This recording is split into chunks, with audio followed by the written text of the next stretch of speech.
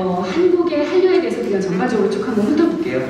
보통 한류 1세대를 2004년부터 그리고 2세대를 2009년부터 한류 3세대고 지금은 뭐 더 진화해서 한류 4세대, 5세대 이렇게 얘기를 하고 있어요. 그래서 한류의 진화가 처음에는 배우나 드라마 중심 그리고 알다시피 중국 위주로 이렇게 시작이 됐는데 점점 분야도 확산되고 지역도 확산이 됐습니다. 그래서 보통 우리가 이제 중국을 통해서 또 아랍 거쳐서 유럽을 가는 실크로드에서부터 시작을 해서 인간은 지금 이런 한류를 통해서 디지털 로드화가 됐다라고 얘기를 하고 있죠. 그래서 이렇게 보면 K-드라마나 K-팝을 시작으로 해서 시작했다가 게임, 패션, 영화, 스포츠, 클래식을 해서 음식 관광, 또 한글, 태권도 등 이제는 게임같이 다양한 분야에 있어서 한류가 K-컨텐츠로 진화하고 있다고 말씀을 드리고 있고요. 요거는 이제 조금 오래된 자료인데요. 배경에서 2011년에, 12년에 설문조사를 했던 거예요. 그래서 이전에는 이랬구나라는 걸 여러분하고 같이 나누고 싶어서 가져왔는데요. 설문조사를 해보니까 한류가 왜 인기가 있을까? 처음에는 초창기에는요. 우리 한류 드라마 나온 주인공들이나 아이돌의 매력적인 외모나 좀 외향적인, 새롭고 독특하다는 그런 내용으로 인기가 있었던 것 같아요.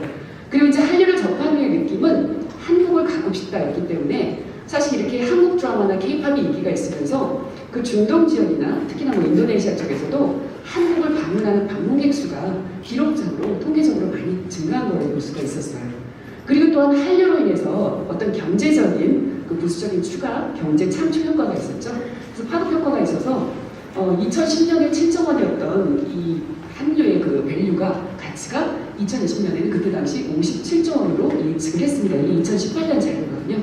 그래서 여러분이 이런 분야도 잘 이제 알아보면 될 것 같고요. 자, 그렇다면 이제 중동과 이슬람 세계에 있어서 한류를 얘기하기 전에 우리가 어떤 지역을 얘기를 할 때 그 지역에서 문화도 있고 또 언어도 있고 또 그 지역에 대한 어떤 지리적인 국가 간의 지리적인 근접성도 있고 유사성도 있잖아요. 그런데 우리가 여기서 관가하지 않아야 될 것이 뭐냐면 종교라는 거예요. 근데 사실 종교라는 게 특히나 이슬람 문화권에서의 이슬람이라는 종교를 우리가 일반 기독교나 아니면 불교나 이런 타종교와 같은 그런 어떤 차원에서 생각을 하면 우리가 중동 이슬람 문화권을 이해를 하기가 참 힘들어요. 왜냐하면 이슬람이라는 것은요 단순한 종교적인 어떤 belief, 이런 신념이나 믿음을 넘어서 이 종교적인 규범이 실생활에 하나하나 다 적용이 되는 그런 삶이다. 그래서 way of life다라고 얘기를 하고 일상생활에서 그 종교적인 삶이 그대로 녹아있는 거고요. 또 그 바삼TV라는 그 독일의 정치학자가 그런 얘기를 했어요. 뭐냐면 이슬람이라는 것은 어떤 정치적인 이념일 뿐만 아니라 문화적인 시스템이라는 얘기를 했어요. 그러니까 그분은 정치학자이기 때문에 정치를 얘기를 했지만 정치나 종교적인 어떤 개념을 넘어서 이건 이 사람들의 문화적인 삶이다라는 얘기를 한 거예요. 그래서 우리가 이슬람을 이런 식으로 접근을 해야지 종교, 일주일에 한 번 주일 예배 가거나 초파일에 절에다는 이런 종교를 생각한다면 이 무슬림들의 삶을 이해하기가 상당히 부족하다는 거죠. 그래서 우리가 이슬람 율법 혹은 이슬람 법이라는 샤리아를 우리가 알고 있잖아요. 근데 이 샤리아라는 게 여러분이 지금 알고 모르겠지만 샤리아 4대 법원이 꾸란, 하디스, 이즈마, 키야스 이런 것들이 있어요. 그래서 이렇게 이러한 샤리아를 바탕으로 해서 이 무슬림들의 삶이 어떻게 보면 하나가 빌드업됐고 그리고 그게 실생활에서 적용되면서 이게 삶에 영향을 주고 있다고 생각을 해야 될 것 같아요. 자, 이슬람에 그렇다면 글로벌 이슬람의 경제 규모에 대해서 한번 간단하게 짚고 넘어가 볼게요. 자, 이슬람 문화권은요 통계치가 정확하지는 않지만 뭐 아직도 18억이다라고 얘기했지만 10억, 심지어 저는 20억이라고도 지금 추정을 하고 있어요. 왜냐하면 통계치가 정확하지 않지만 근데 2025년에는 거의 지금 전 세계 인구가 몇 명이죠? 한 78억? 뭐 그 정도 돼요. 77, 78. 그러면 이제 곧 80억이 될 거예요. 그렇다면 무슬림 인구도 더 증가할 건데 2025년 정도면 전 세계 인구의 4분의 1이 무슬림이 될 것이다라는 예측이 있어요. 전망이 있어요. 그만큼 인구적으로도 포션이 크다는 얘기죠. 그 다음에 이슬람의 그냥 경제적인 시장 규모가 이슬람 금융을 제외하고 보면은 무려 2조 2천억 달러예요. 이게 2010년 작년 기준이에요. 그럼 하나로 치면 2,593조 8천억 원이라는 거예요. 어마어마하죠. 그거는 이슬람 금융자산을 제외한 거예요. 근데 이슬람 금융자산은 3조 6천억 달러예요. 만만치가 않죠. 근데 이 중에서 이슬람 경제 규모 중에서 할랄식품이 차지하는 우리가 보통 할랄식품 알잖아요. 할랄식으로 도축된 소고기라든지 뭐 양고기라든지 이런 거 한라식품 같은 경우는 1조 4천억 달러 규모예요. 한라 시장이, 음식 시장이. 그 다음 한라 패션스. 한라 패션도 2,950억 달러. 그리고 한라 미디어와 레크레이션 부분이 있거든요. 이 부분 또한 2,300억 달러가 나와요. 그리고 한라 관광은 2021년 기준으로 1,020억 달러지만 이게 팬데믹 때문에 줄어든 거예요. 팬데믹 이전에 2019년 전을 보면 1,800억 달러예요. 그러니까 앞으로 팬데믹 상황이 좋아지고 나아지면 훨씬 이 지역에 대한 관광 이 규모가 경제 규모가 훨씬 커진다는 얘기죠. 또한 한라의 제약, 메디컬 부분, 그죠? 의약품 그리고 의료기기 이런 제약에 있어서는 1,000억 달러 작년 기준의 규모가 있어요. 그럼 이슬람 규모가 이것처럼 굉장히 전 세계적인 여러 분야에 있어서 큰 규모를 차지하고 있다라는 거를 우리가 여기서 빠진 게 화장품이에요. 화장품 규모도 7,000억 달러. 굉장히 화장품도 또 인기가 있는 유명한 주점이죠.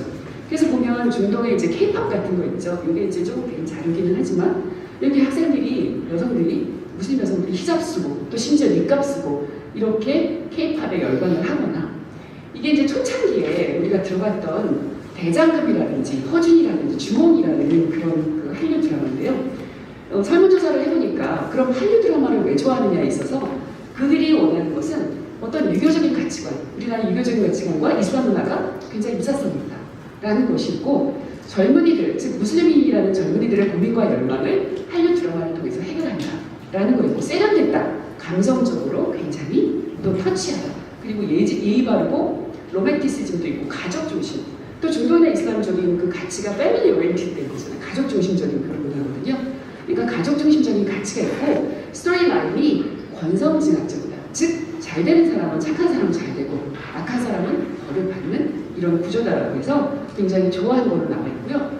예를 들어서 대표적인 초창기 한류 작품인 대장금을 보면 이게 이제 2004년 후에 중동에서 또 상영된 이후에 그 후에 10년간 총 경제적인 이윤 창출이 1,119억 이 드라마 하나죠. 그러니까 전 세계적으로 중동도 그렇고 판권을 팔아서 또 그 외에 여러 가지 수익을 창출한 것이 이 정도고요. 이란에서는 이 대장금의 시청률이 무려 90%. 여러분 상상하세요. 얼마 전에 끝난 이상한 변호사 우영우가 몇 퍼센트 끝났죠? 시청률? 자체 시청률 뭐 14, 뭐 이렇게 된 것 같아요. 제 기억으로. 90%면요. 그 시간대에 이거를 상영하는 그 시간대에 전 국민이 거의 같이 봤다는 얘기예요. 그러니까 어마어마한 거죠.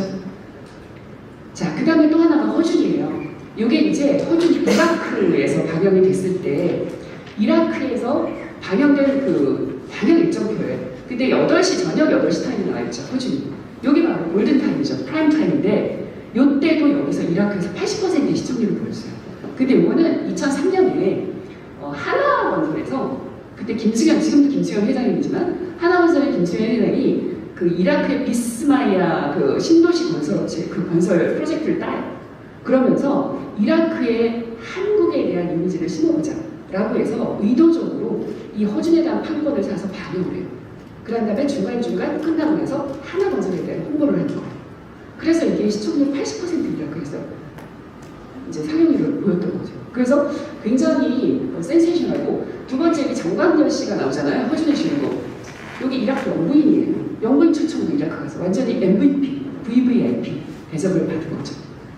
자, 사우디아라비아로 본격적으로 가볼게요. 저는 여러분하고 사우디아라비아 같이 나누고 싶은데요. 여러분이 알다시피 사우디아라비아는 지금 살만 국왕이 있죠. 살만 국왕이 올해 나이가 한 84세 정도 됐을 거예요. 근데 건강이 별로 안 좋아. 근데 실질적으로 국정을 운영하고 있는 사람은 왕세자, 즉 차기의 왕이 되고 무함마드 빈 살만 왕세자죠. 지금 38인가 그럴 거예요. 굉장히 젊고 개혁주의 성향이고 약간 독재자 서열도 있지만 개혁주의 성향인 이 살만 왕이 사우디 비전 2030이라는 대형 개혁 프로젝트를 지금 진행하고 있어요. 자, 이 사우디 비전 2030은요 국가주도 경제개혁 프로젝트예요. 국가가 주도해서 경제개혁을. 이건 뭐냐? 목표는 여태까지 사우디아라비아를 비롯해서 까타르나 오만이나 UAE나 다 석유로 먹고 사는 나라들이잖아요. 사우디 같은 경우는 석유가 재정 수입의 국가 재정 수입을 차지하는 비율이 70% 이상이에요. 그러니까 만약에 유가가 배럴당 110달러였다가 하루아침에 50달러면 국가 재정이 반토막이 납니다. 국가 수입이. 그러니까 이런 것에 대한 어떤 문제점을 제일 먼저 파악하고 여기서 탈석유화 경제 그 다각화 정책을 펴는 게 바로 아랍에미레이트. 그 다음에 이제 사우디아라비아가 비전 2030이라는 프로젝트를 통해서 석유 의존형 경제 구조에서 좀 경제 구조를 다각화 해보자. 이런 프로젝트를 실시를 했어요.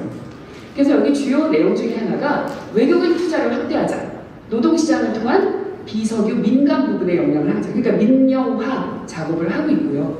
그 다음에 이제 정치 외교적인 어떤 보수적인 이슬람 국가라든지 아니면 좀 수구적이다 이런 내용을 벗어나서 좀 적극적으로 국제 무대에도 좀 진출하고 이런 정치 외교적 역량을 확대하자라는 것이고요. 또 한 가지가 뭐가 있냐면 사우디아라비아 자체를 중동과 이슬람의 대표 문화국가로 만들자라는 게 있어요. 대표 문화국가.